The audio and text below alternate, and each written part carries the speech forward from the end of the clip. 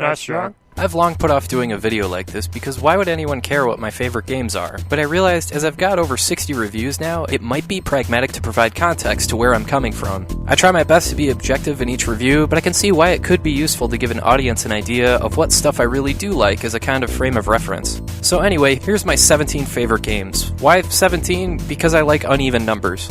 Quick disclaimer, I stopped following console gaming in real time sometime in the late 90s, so I barely paid any attention to the 5th or 6th generation consoles like PlayStation, Sega Saturn, the first Xbox, or any of that stuff. That's because honestly, I was either playing PC games, or I was still discovering new Super Nintendo games. Alright, let's go. I'm not gonna go into a lot of detail, just gonna give an anecdote or two why I like each game. Number 17, Blake Stone, Aliens of Gold. Yeah, as you can see, being objective about quality is going right out the window with this list. This is very clearly a Wolfenstein clone, but I've always really liked it because of all the hidden areas you could find. I would spend hours looking for hidden rooms, and the game was almost always kind enough to reward me. It was also the first PC game I ever played back in the early 90s. Not sure it's that good today, but I don't care.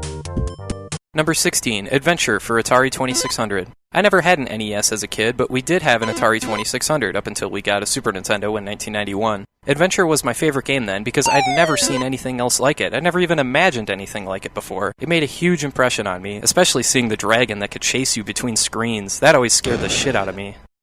Number 15, Paperboy for NES. While I didn't have an NES, I went to my friend's house down the road who had this game, and I can't think of a game that's made me laugh harder over the years. We used to joke that this guy right here was trying to pull his pants up. I just love the sheer absurdity of it all. A tornado? The Grim Reaper? Okay, sure. Plus I loved fucking up the red houses. What, you're not a subscriber? Here, have 5 or 6 newspapers anyway. Through your windows. Again, objectively, Paperboy is clunky and limited, but I still love playing it, and it still makes me laugh to this day. Number 14, Limbo.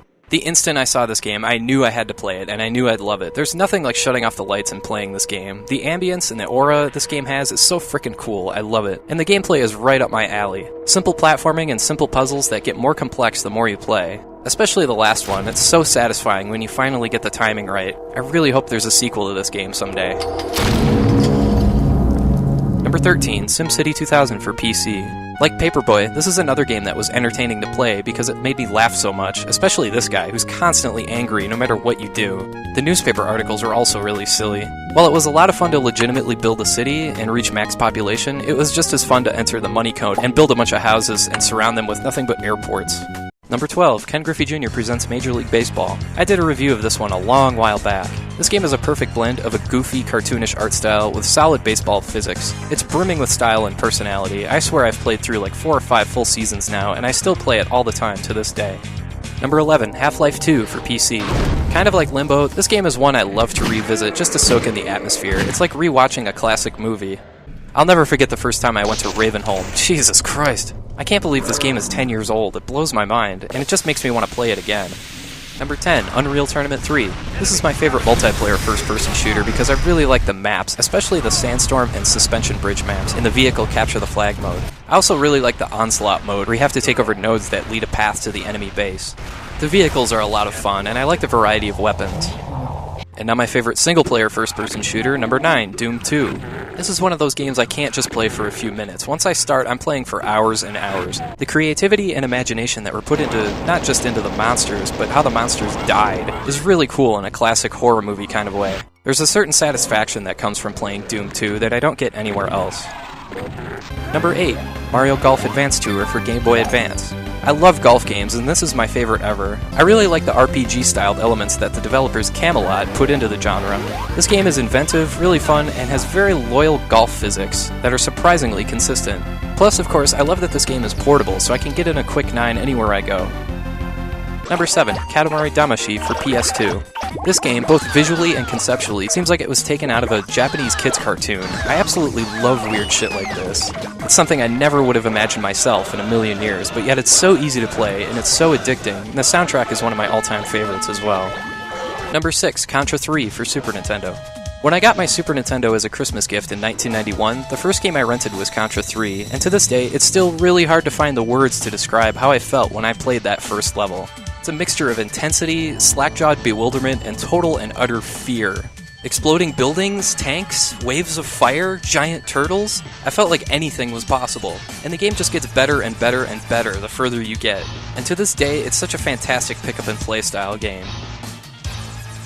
Number 5, Star Fox. This game probably represents my biggest contrast between subjective enjoyment and objective quality. The frame rate and pop-up issues of this game make it pretty outdated, and Star Fox 64 and its 3DS re-release are clearly better Star Fox games. But the artistic style, the music, the simplicity in the gameplay, and the fact that it's such a simple pick-up-and-play game, for me, that makes this game imminently playable until the end of time. Number 4, Mega Man X2. I said this in my original review, but I'll restate it here. I always liked X2 better than X because of two things: the mid-air dash and the double-charged arm cannon. I also think it's a bit more challenging than its predecessor. But yeah, Mega Man has always held a gigantic part of my gaming heart, and that's mostly because of number 3, Mega Man 3. This is one of the first NES games I ever played, and I remember having such an appreciation for it because it was so straightforward and satisfying. Run to the right, shoot stuff, dodge stuff, jump around, beat the boss, and then take his weapon. It was all just so gratifying. I'll readily admit this isn't the best Mega Man on the NES. That would be Mega Man 2, but this one will always have a special place in my heart. Number 2, Age of Mythology for PC. The re-release was disappointing because it's so damn choppy and buggy, but the original release and the Titans expansion pack are so much frickin' fun. Both the multiplayer aspect and even the single-player campaign. It's a real-time strategy game that's fast-paced, with a ton of variety. I just never get sick of playing this, even against the computer. And my favorite game of all time, no surprise, it's Chrono Trigger. What makes me love this game so much is how it tells its story so effortlessly. When I first rented this game, I played non-stop for something like 5.5 hours, and it felt like only 30 minutes had passed. The story sucks you in and it doesn't let you go. You'll get chills, you'll laugh, your heart will be pounding, and it's just the frickin' best. Alright, if you made it this far, I want to thank you for watching, and I hope you have a great rest of your day.